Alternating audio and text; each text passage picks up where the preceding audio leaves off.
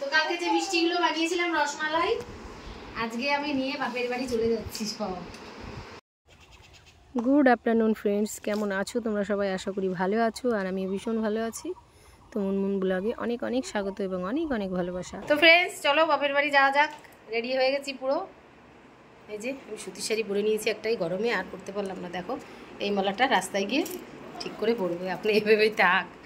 তো চলো, নবনীতা রেডি, মোটামুটি সবাই রেডি। এই যে বাবা জুতো পরেছে, চলো যাওয়া যাক।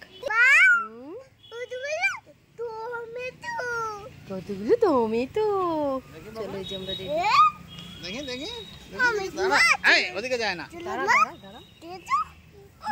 দেখেছি আর দেখতে হবে, চলো। তো আমরা টোটোতে করে যাচ্ছি, যেতে যেতে এবার আমরা বসে পড়েছি বাসের মধ্যে। তো বাসে করে যাব আমরা বনগাঁ থেকে ঠাকুরনগর যাব, বাপের বাড়ি যাব। একদিন আগেই বেরোলাম, জানি না কত ভিড় হবে স্টেশনে, ট্রেনে উঠতে পারবো কিনা। ফাইনালি আবার বনগাঁও চলে এসেছি, দেখো দেখতে দেখতে, কারণ প্রচণ্ড ভিড় ছিল, ধারণা করতে পারবে না তোমরা, এত ভিড়, সব ঢাকপাটি, মানে সব দল, মতুয়া দল। তো যাই হোক, আমরা বসে রয়েছি ট্রেনের জন্য। তো ট্রেন চলে এসছে, ফাইনালি আমরা ট্রেনে উঠতে পারবো কিনা সেই চিন্তা করছিলাম। তোর বাবা একটু শশা এনে দিল, বসে বসে টাইম পাস করলাম শশা খেয়ে। এইবার আমরা বসে গেছি ট্রেনে, আর যাওয়ার পথে তোমাদের ঠাকুরনগর মেলাটা একটু দেখিয়ে দিলাম। তো দেখো ঠাকুরনগরের মেলাটা দেখা যাচ্ছে এই ট্রেন থেকেই। তো পুরো ভিডিওটা করতে পারিনি, কারণ নামতে হবে, তো প্রচণ্ড ভিড় ছিল গেটের কাছে, নামতে পারবো কিনা সেই চিন্তা করছিলাম।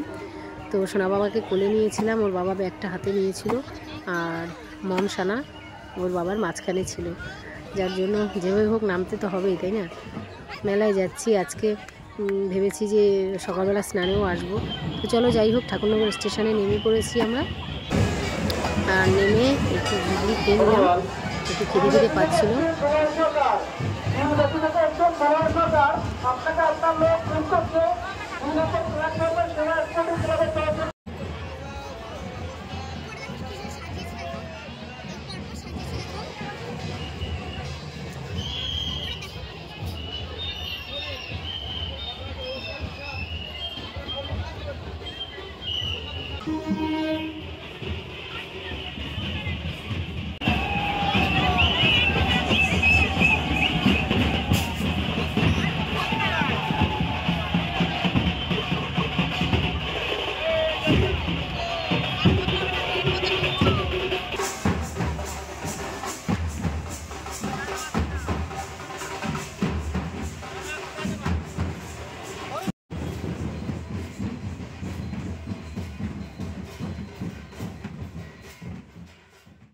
ফ্রেন্ডস টোটোতে বসে পড়েছি, এখন বাড়ির দিকে যাচ্ছি, মানে বাপের বাড়িতে।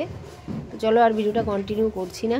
তো আমাদের কেমন লাগলো আমার ভিডিও অবশ্যই কমেন্ট করে জানিও, আর যদি ভালো লাগে লাইক করে দিও। আবার দেখা হবে নতুন ব্লগে, ততক্ষণ টাটা, বাই বাই।